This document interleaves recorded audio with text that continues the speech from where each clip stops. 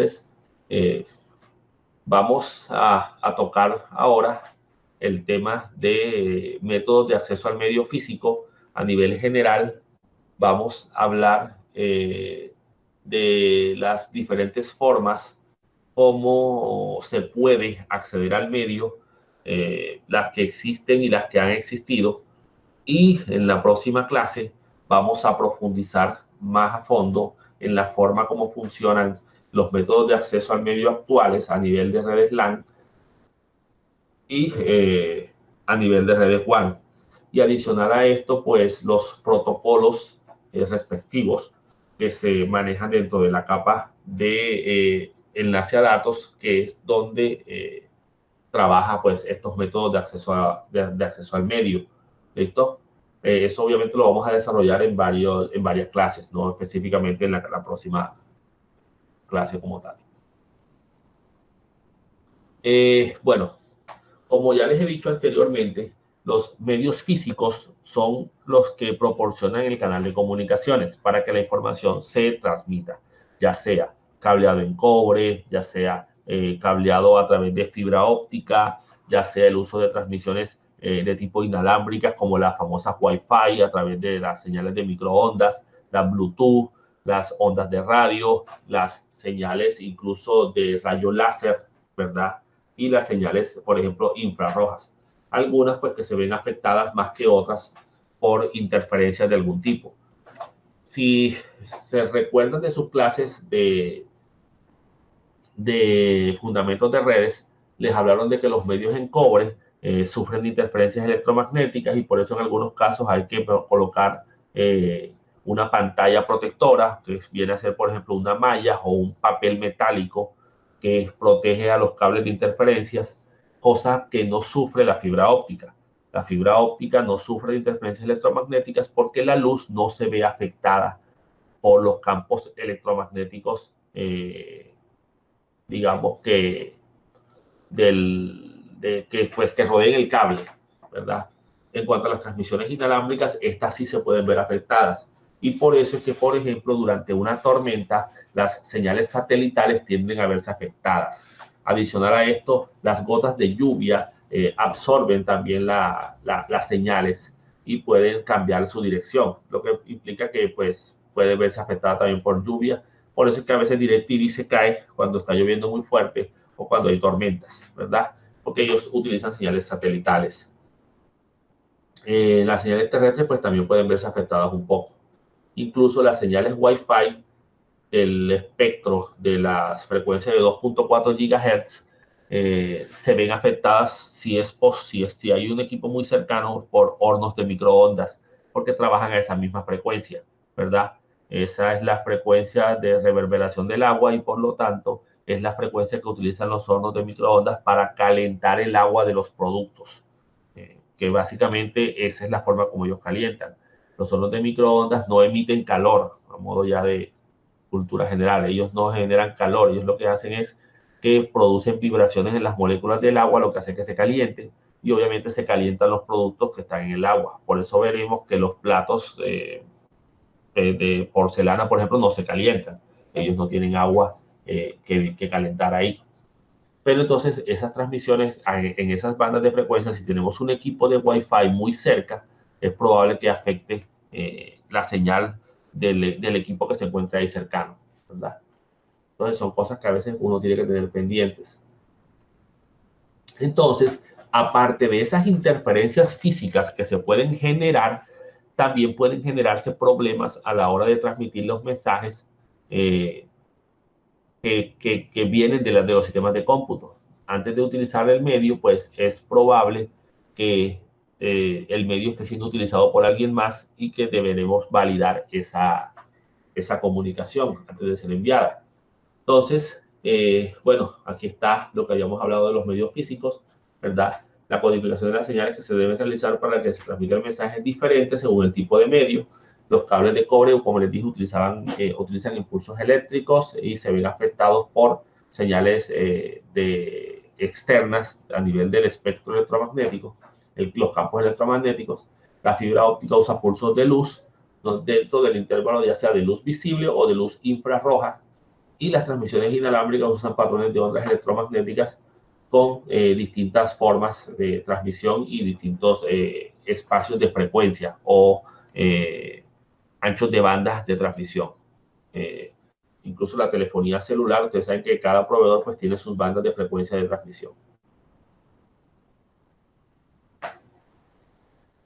Aquí entramos a hablar un poco de lo que es la capa de enlace a datos, ¿verdad? Es la que se encarga o es la responsable del intercambio de las tramas entre los nodos a través de los medios físicos. Quiere decir que esta capa se encarga de ¿qué? De aceptar paquetes que vengan de la capa 3, empaquetarlos en unidades de datos conocidas como tramas, aunque si es a nivel WAN en comunicaciones ATM, se les llama celdas, pero digamos que es solamente un nombre. Y controlan también el acceso a los medios y tienen la necesidad de realizar detección de errores. Esto quiere decir que cada estándar o protocolo de esta capa deberá tener un mecanismo de detección de errores. En realidad, casi todos los protocolos tienen esos mecanismos de detección. Y lo vamos a ir viendo poco a poco. Casi todos se basan en la misma funcionalidad y es a través de algoritmos de hash que validen si el mensaje fue afectado en el medio de alguna manera. Esta capa de enlace a datos se divide en dos subcapas, ¿verdad? Tenemos la capa de control de enlace lógico, la Link Logic Control, la LLC, que define los procesos de software que se proporcionan a través de los servicios de la capa de red. O sea, esta capa es la que se encarga de comunicar la capa 2 con la capa 3, para que tanto se sepa de dónde viene un mensaje y se pueda enviar al respectivo destino como tal. Y tenemos la capa MAC. No confundamos la subcapa MAC con la dirección MAC. Son dos cosas diferentes. La subcapa MAC es la capa de control de acceso al medio y es la que define los procesos de cómo se accede al medio físico, ¿verdad? Procesos de acceso al medio que realiza el hardware. Proporciona el direccionamiento de la capa de enlace. O sea que aquí es donde aparecen las direcciones MAC. ¿Listo? Pero no confundamos una cosa con la otra. Aquí tenemos una estructura basada que nos permite identificar las subcapas. Entonces, si nos damos cuenta, la capa de red se encuentra acá, la capa 3, esta sería la capa de enlace a datos. Entonces, la subcapa LLC se encuentra cerca de la capa de red, mientras que la subcapa MAC se encuentra más cerca de la capa física. Estos que tenemos acá, Ethernet, Wi-Fi y Bluetooth, son estándares de capas de enlace a datos, ¿verdad? Que obviamente pues van asociados a la forma como se accede al medio físico y por eso están representados y tocan como tal la capa física. Como tal, estos no son protocolos, son estándares. Entonces tenemos el estándar 802.3, miren ese número 802. Estos son los estándares definidos por la IEEE, ¿verdad? Que es una organización de ingenieros eléctricos y electrónicos que controla y normaliza toda una gran cantidad de procesos asociados a sistemas eléctricos y electrónicos. Y en este caso, todo lo que haga referencia al estándar IEEE 802 es comunicaciones en red. ¿Oyeron? En este caso, Ethernet, que es el protocolo más utilizado en redes LAN para las comunicaciones, utiliza o tiene por identificación el estándar IEEE 802.3. El Wi-Fi utiliza IEEE 802.11 y, ojo, hay subversiones también de tanto del 3 como del 11. Y en Bluetooth, por ejemplo, que también usa microondas, incluso dentro del mismo espectro de la Wi-Fi de los 2.4 GHz, utiliza o tiene el estándar IEEE 802.15, ¿verdad? No son los únicos que hay. WiMAX y Token Ring y todos estos otros estándares también tienen su versión, su número de identificación de IEEE. De esto vamos a hablar más adelante. Entonces, la subcapa MAC, que es la que se encarga del acceso al medio, que es lo que nos interesa ahora, maneja estos diferentes estándares. Entonces, cada uno de estos estándares tiene una forma de acceder al medio físico. ¿Listo? Las transmisiones inalámbricas utilizan una forma y las transmisiones cableadas utilizan otra diferente. Es más, es probable que cada medio físico tenga diferentes formas de comunicarse y por lo tanto utilicen diferentes medios de acceso. Pero, por ejemplo, en el caso de Ethernet, ¿verdad? Es aplicable tanto para redes que se basen en cableados de par trenzado, como el UTP, y cableados coaxiales, pero siempre y cuando se utilice el estándar Ethernet como mecanismo para acceder al medio físico. En el caso de las señales, por ejemplo, de TV cable, el acceso no se basa en Ethernet, sino en otros estándares ya particulares, porque en este caso, pues digamos que desconozco. Entonces, siguiendo con la capa de enlace a datos, dice aquí, los protocolos de la capa de enlace a datos regulan cómo se da el formato de una trama para utilizar en diferentes medios. ¿Oyeron? Entonces, en este caso, cada acceso al medio es distinto y deberá generar su propia trama. ¿Listo? ¿Cómo así? En cada salto a lo largo de la ruta, un dispositivo intermedio acepta tramas de un medio, las desencapsula y luego envía el paquete en una nueva trama. ¿Oyeron? Quiere decir que esta computadora que está aquí genera una trama Ethernet, digámoslo así, porque ella va a comunicarse a través del cableado normal de una red LAN y esa trama Ethernet llega aquí a este router. El router lee esa trama de capa de enlace porque él debe leerla, incluso él debe leer hasta la capa 3 y deberá reenviar el mensaje. En este punto de salida del mensaje a través de, bueno, me imagino como tiene colores, debe ser algo como de fibra óptica, no sé. Deberá reconvertir aquí al protocolo respectivo o al estándar respectivo de comunicaciones y deberá armar una nueva trama, distinta a la que armó acá. Es más, en la trama que está acá se envían las direcciones MAC de origen y destino asociadas a este equipo y a este equipo.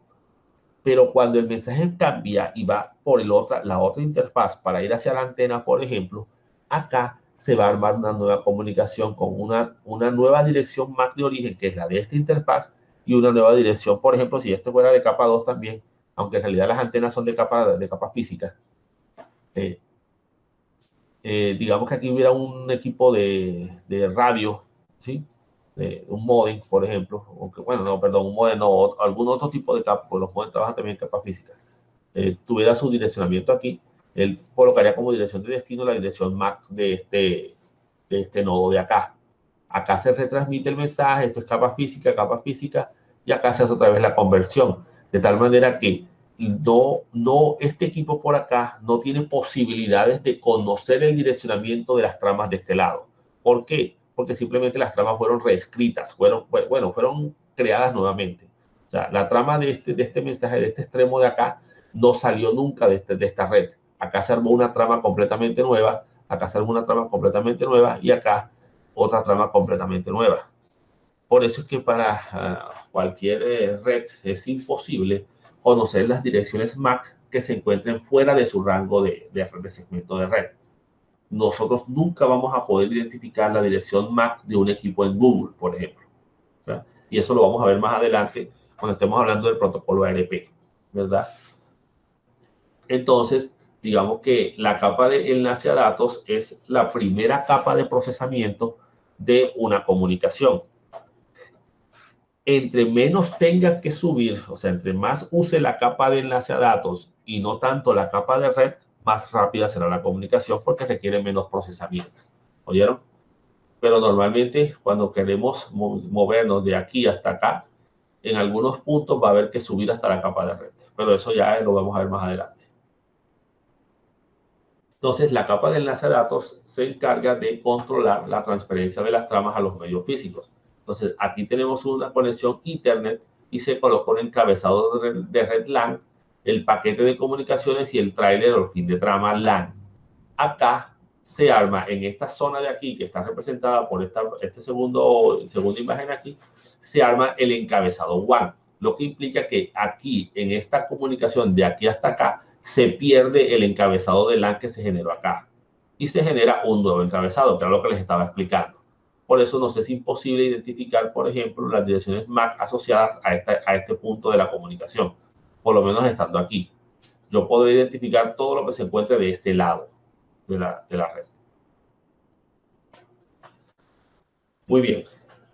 Ahora hablemos un poco ya no de la capa física como tal, sino del control de acceso a los medios. ¿Cómo hacen, en este caso, las diferentes interfaces de red de los diferentes equipos para colocar los bits dentro del cable o dentro de la antena, ¿verdad? El control de acceso al medio, ¿qué viene a ser? Las reglas de tránsito que regulan la entrada de los datos al medio físico. Así que aquí es donde yo coloco cómo lo voy a colocar. Si no se controla el acceso a los medios, sería el equivalente a que los vehículos en la calle salgan y ignoren las señales de tránsito, ¿verdad? Y obviamente pues no tengan en cuenta semáforos, ni pares, ni quién lleva la vía, ni nada por el estilo. Y ahí obviamente, ¿qué es lo que va a pasar? Pues una gran cantidad de accidentes de tránsito, como ustedes no tienen idea. Entonces, si no se controla esto en las redes de computadoras, pasaría una gran cantidad de accidentes de tránsito de los datos y se perdería mucha información. El acceso al medio depende de qué? Puede depender de la topología de la red y puede depender del uso compartido de los medios como tal. A nivel de la topología, ya saben que tenemos topologías físicas, que hace referencia a cómo se conectan físicamente los dispositivos, ¿verdad? Cómo se interconectan los dispositivos finales y de infraestructura, o sea, los equipos de red. Y las topologías lógicas hacen referencia ya no a, es más a cómo se intercambian los datos dentro de ese medio físico. Es probable que una topología física X no se corresponda con la topología lógica de la red. Es probable que una topología, por ejemplo, una topología física de estrella internamente o lógicamente se comporte como una topología de bus. Dado caso, por ejemplo, un hub, los antiguos hubs que ya dejaron de utilizarse. Es la que maneja las conexiones virtuales entre los nodos de una red. Aquí tenemos diferentes topologías físicas de las redes LAN. Creo que estas las vieron ustedes, ¿verdad? Tenemos la topología de estrella, tenemos la topología de estrella extendida, ¿verdad? Como tal, que es básicamente conectar varias estrellas entre sí. Tenemos la topología de bus, que ya ha dejado de utilizarse desde hace muchos años. Tenemos la topología de anillo, que también ha dejado de utilizarse debido digamos que a unos problemas de eficiencia que tienen con respecto a la transmisión de los mensajes, como que vamos a ver ahorita. A nivel de topologías WAN físicas, tenemos la topología punto a punto, que es la que establece comunicaciones cuando, por ejemplo, yo me quiero comunicar con el sitio web de la Americana. Ahí se establece una topología física o punto a punto. O cuando queremos conectar un nodo con otro a través de interfaces WAN. La topología de Hub and Spoke, que es la asociada a la topología de estrella, pero en redes WAN. Y una topología de malla, donde tenemos por lo general a través de conexiones, de múltiples conexiones hacia múltiples nodos, múltiples caminos y múltiples vías de comunicaciones. Entonces, en este caso, en la caída de un nodo no me va a afectar en gran medida la comunicación, simplemente cambio la ruta del mensaje y asunto resuelto y sigo comunicando. El uso de los medios compartidos, entonces ya como tal, ya independiente de la topología, digamos que se puede agrupar en dos grandes grupos, ¿oyeron? Lo que son los accesos por contienda, en donde todos los nodos compiten por el uso de los medios, y es probable que si estamos realizando la transmisión y pensamos en una carretera convencional, no hay control del acceso a la carretera o del uso de la carretera a través de las señales de tránsito, va a haber accidentes. Entonces, acá, si no hay un control claro sobre el uso de los medios, van a haber colisiones, ¿verdad? En sí, una colisión no es más que la deformación de la señal de transmisión y la cual llega a salirse de la estructura esperada en la comunicación y obviamente pues los dispositivos que estén escuchando el medio son capaces de reconocer esa señal malformada y se informa a los nodos que estaban transmitiendo que hubo una malformación. Ahora vamos a hablar un poco de esa parte. Y el acceso controlado, en donde cada nodo tiene su propio tiempo para utilizar el medio. En este caso, los nodos no van a estar transmitiendo a través de la red a menos que les toque el turno, digámoslo así. Es como si ustedes llegaran al banco y se pusieran en la fila, ¿verdad? Para que, ¿cómo es que se llama? Para esperar su turno para que los atendieran. Ese es el detalle del manejo del acceso controlado. Entonces, como todo el mundo tiene su turno, aquí en estas redes no se producen colisiones. El acceso por contienda, ¿sí? Entonces, en este caso, los dispositivos pueden transmitir en cualquier momento, ¿sí? Esto es, digamos que un poco desordenado en ese aspecto, porque quiere decir que es probable que dos nodos quieran transmitir a la vez. En ese caso se puede producir una colisión, ¿verdad? Así que deberán existir mecanismos para controlar la contienda por el uso de los medios, ¿verdad? Y si se han generado, y si se generó alguna colisión, tienen que haber mecanismos que permitan, eh, digamos que identificar que se dio esa colisión, que ocurrió ese accidente. Acá tenemos dos métodos de acceso al medio que son digamos que los que se aplican en redes LAN, el estándar Ethernet a través de la IEEE 802.3 y las redes inalámbricas a través del 802.11. El primero se llama CSMA-CD y hace referencia a las redes cableadas que utilizan Ethernet, y el CSMA/CA para redes inalámbricas que utilizan tecnología Wi-Fi. Ese protocolo incluso era el que utilizaban las redes Apple Talk de Apple para comunicarse y fue implementado en las redes Wi-Fi. Si se dan cuenta, inician de la misma manera CSMA porque es el Carrier Sense Multiple Access para hacer referencia a la forma como se accede al medio físico. Y la CD, en el caso de Ethernet, es detección de colisiones, y en el caso de inalámbrica es CA, es prevención de colisiones. O sea que se tratan de evitar las colisiones, aunque eso no quiere decir que no existan, ¿oyeron? Porque hay ciertos problemas en las redes inalámbricas que deberán ser tenidos en cuenta para la implementación del protocolo. Como lo vamos a ver en la próxima clase, por ejemplo, el problema del nodo oculto y cosas por el estilo. Bueno, CSMA-CD, de Carrier Sense Multiple Access / Collision Detect, acceso múltiple con detección de portadoras y detección de colisiones. Hace referencia a que el acceso múltiple indica que múltiples nodos pueden acceder al medio, y el Carrier Sense, como dice aquí, la detección de portadora, dice que el dispositivo que desea transmitir debe escuchar el medio para detectar la presencia de una señal. Si no hay una señal en el medio, el dispositivo puede transmitir. Ya saben, el medio es el cable, en este caso, porque esto se trabaja para redes cableadas. Entonces, cuando quiero transmitir, yo debo primero escuchar el medio físico.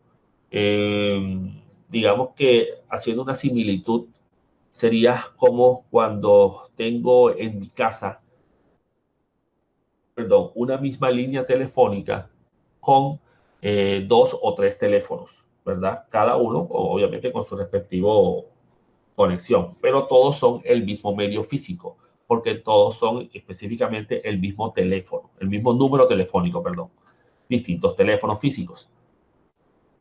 Si yo voy a llamar, yo levanto el auricular, y si escucho que hay una llamada en tránsito, pues es porque el medio está siendo ocupado. Obviamente yo no puedo realizar la llamada. Me toca colgar y esperar a que desocupen la llamada. Ya yo aplicaré en el caso, por lo menos informar, y voy a llamar para avisar que no levanten el auricular nadie más porque yo voy a llamar. aunque eso se aplicaría más al otro mecanismo que vamos a ver más adelante. Entonces, en este caso, tú levantaste el auricular y te diste cuenta que había una llamada en tránsito y colgaste. Obviamente no generaste la llamada porque ibas a producirle una interferencia a la otra llamada y probablemente pues podrías hasta haberla tumbado. Eso en ese caso porque el medio o el bus de comunicaciones es el mismo. Si cada teléfono fuera independiente, tuviera su propio número de identificación, pues no tendríamos ese problema. Si tú levantas de nuevo y ves que estaban ya, oyes el tono de desocupado, el famoso pitito, tú simplemente pues marcas y haces tu llamada, ¿verdad? Ahora, ¿qué pasa si por casualidades del destino, ese día tú levantaste el auricular, otra persona también levantó el auricular y ninguno había marcado en ese momento y se dieron cuenta que estaba la línea desocupada? Marcan los dos al tiempo, se dio la casualidad y se generó o se intentó generar las dos llamadas al mismo tiempo, lo que generó un problema y digamos que las dos llamadas se cayeron porque se generó una colisión de paquetes, de mensajes en este caso. Entonces, esa detección de colisiones permitirá, digamos que, identificar que se generó una malformación de la señal, se generó una señal que se salió de los rangos específicos de la comunicación por sumarización de señales y en ese caso los nodos que identifican o el nodo que identifica la señal informa que hubo una colisión y los nodos que estaban transmitiendo se enteran de que se dio esa colisión y adicional a esto, pues a través de unos algoritmos de retransmisión se autoasignan un número aleatorio, ¿verdad? Para generar una retransmisión nuevamente, de tal manera que pues se puedan comunicar. Entonces, el problema con este tipo de método de acceso al medio es que cuando hay muchos nodos compartiendo el medio, es probable que haya muchísimas colisiones. Las redes que utilizaban equipos como hubs o las redes en bus normalmente tienen el medio compartido para todos los nodos, lo que implicaba que había muchísimas colisiones en esos medios. Un hub de 16 puertos, por ejemplo, tenía, digamos, 16 nodos que podían los 16 transmitir al tiempo. Acuérdense que aquí simplemente se verifica si el medio está desocupado. Y si el medio está desocupado, yo transmito. Entonces existía una gran posibilidad de que hubiera una colisión de paquetes.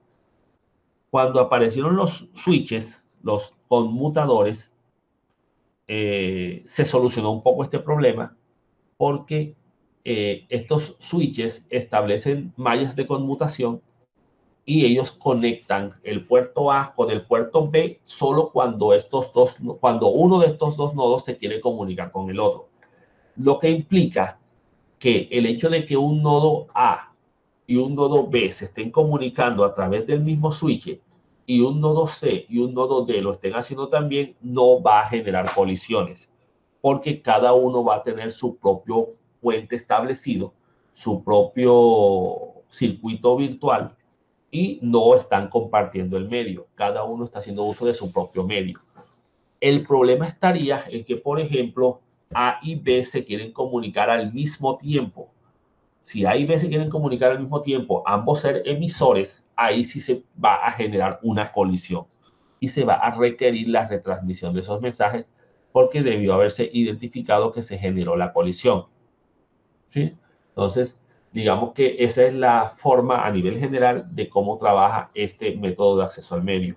En la próxima clase vamos a mirar ya un poco más a fondo los algoritmos como tal que se trabajan en este método de acceso al medio.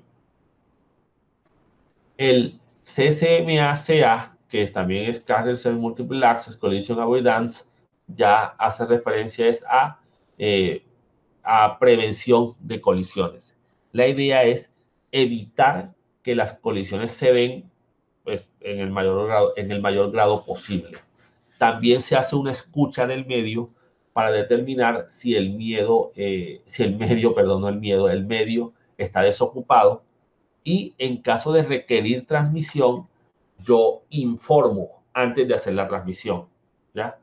Entonces, hagan de cuenta que sería como tomar una llamada telefónica, por ejemplo, que se está generando, que quiero hacer, perdón, quiero llamar telefónicamente en mi casa, donde tengo 3 teléfonos en la misma línea, y yo informo y digo, oigan, voy a llamar, no vayan a levantar el teléfono ustedes, para evitar que se genere una colisión. Ese sería la prevención de colisiones. El nodo envía una señal de información. Ahora, un problema que se puede generar aquí es el que se conoce como problema del nodo oculto, que vamos a analizar después, y sería algo como yo informo de que voy a hacer una llamada, pero hay una persona que está un poco lejos y no me escuchó. Y él también fue a buscar y a coger el teléfono para hacer otra llamada. Entonces, eso puede llegar a pasar, en este caso, en las redes Wi-Fi. ¿Oyeron? Debido a algunos problemas pues, de la señal inalámbrica y del manejo de las distancias.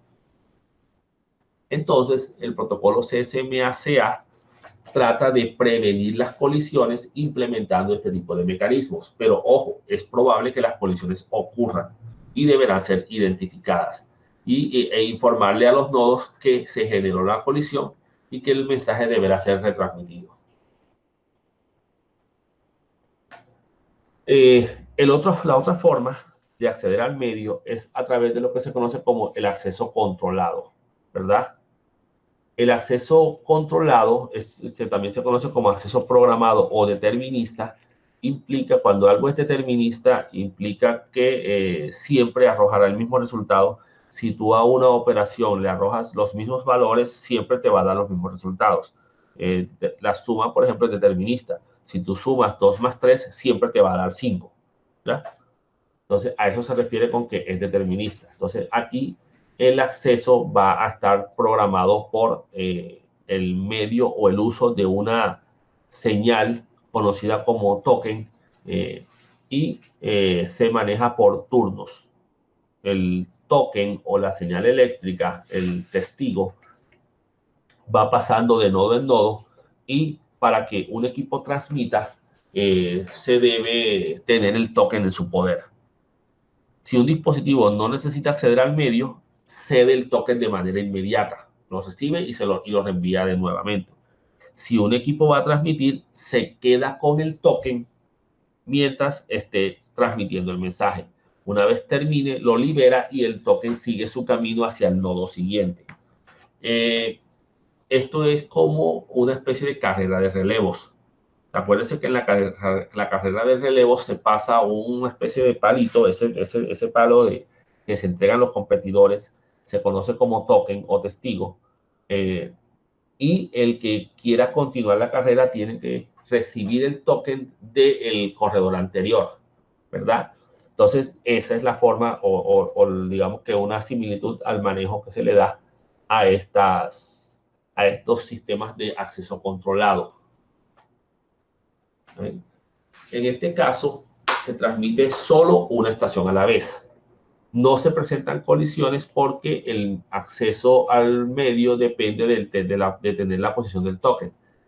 El problema que se puede generar aquí es que se generen más de un token a la vez por algún nodo malicioso, por ejemplo. Y en ese caso, pues sí podría generarse algún tipo de colisión y tendrán que buscar, pero ya eso dependerá de este acceso, si ya tocará las capas superiores controlar eso. Se podría generar pues, debido a un error en el sistema o a un ataque informático que hizo que se generara un nuevo token, ¿verdad? Entonces, presenta desventajas de qué manera, de que el nodo que desee transmitir, pues debe esperar a tener el token en su poder, ¿ya? Esto hizo que estas redes, este estándar lo diseñó o lo construyó IBM y se utilizaba en las famosas redes en anillo. ¿Ya? Estos mecanismos de acceso controlado tenemos, por ejemplo, el estándar Token Ring, que es el IEEE 802.5, ¿sí? O sea, el paso de tokens en un anillo, y el FDDI, que es el IEEE 802.4, que es para transmisiones en fibra, ¿sí? Interfaz de datos distribuida por fibra, eso es lo que significa las siglas FDDI. En el caso del FDDI, se trabaja también con topologías en anillo, pero la característica es que es un anillo doble. Un anillo doble implica un anillo para la transmisión de los datos y otro anillo para la transmisión de los mensajes de control, incluido el token. ¿Oyeron? En cambio, en las redes token ring, el mismo paso del token se da o ocupa el mismo medio que la transmisión de los mensajes. Entonces, al mecanismo como tal se le llama token passing, el que se usa en las redes tanto de anillo como en las redes de bus. Porque a pesar de que las redes de la topología física de las redes FDDI es una topología de anillo, la topología lógica es una topología de bus. Así que en ese caso, el mecanismo o la forma de comunicaciones se le llama token bus. En cambio, las topologías de anillo manejadas por IBM a través de unos equipos concentradores conocidos como MAU, se le llama token ring. Un MAU es como una especie de switch, pero internamente tiene un anillo y no una malla de conmutación. Entonces, es el mecanismo de acceso al medio controlado en el que se pasa un testigo electrónico a través de los nodos en una red de computadoras, ¿verdad? Entonces, en este caso, es como ya les he dicho, el paso de la señal eléctrica asociada al token, que es una señal eléctrica con una estructura específica, va viajando de nodo en nodo, el nodo que desee transmitir, ya sea token ring, redes en anillo, o token bus para redes en bus como la FDDI, digamos que reciben el token, se quedan con él en su poder y transmiten el mensaje. Ningún otro nodo va a competir. Aquí se aplican estructuras de datos tipo listas circulares, como las que ustedes vieron en estructuras de datos.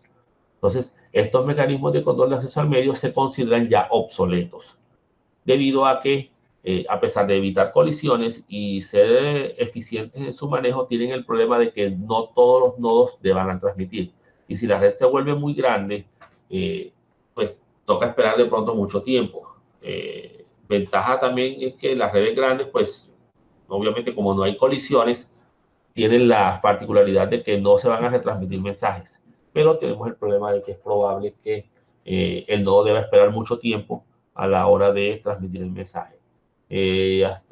Pues hasta donde tengo entendido, las redes Token Ring llegaron hasta velocidades de 16 megabits por segundo y ya las redes Ethernet iban por 100 megabits por segundo, ¿sí? En la famosa Fast Ethernet. Entonces, digamos que pues se estaban yendo muy lejos y las redes de esta tecnología se estaban quedando. Después comenzaron a trabajar ya a 100 megabits y ya superaron los 100 megabits, pero ya acá en Internet ya iban por gigabit, entonces digamos que no se le veía razón de ser a continuar con este tipo de topologías, de topologías no, este tipo de mecanismos de acceso al medio. Así que quedaron obsoletos y se pasaron a los métodos basados en contienda.